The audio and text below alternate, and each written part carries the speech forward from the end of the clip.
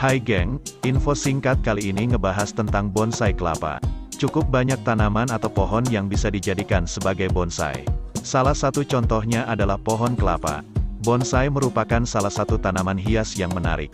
Tanaman bonsai kelapa memiliki bentuk yang unik serta cocok bila dijadikan sebagai hiasan rumah. Ada beberapa jenis kelapa yang bisa kamu jadikan sebagai tanaman bonsai, seperti pohon kelapa gading merah, kelapa gading susu, dan kelapa albino. Ciri-ciri bonsai kelapa gading merah: memiliki warna merah kekuning-kuningan. Ciri-ciri bonsai kelapa gading susu: memiliki warna putih, sering tumbuh di daerah subtropis, sering dijadikan pengganti pohon palem untuk diletakkan di taman. Ciri-ciri bonsai kelapa albino: memiliki warna putih yang tidak pucat polos. Warna putihnya lebih terang atau mendekati silver. Itulah beberapa jenis kelapa yang bisa dijadikan bonsai. Demikian info singkat kali ini, sampai jumpa pada episode berikutnya.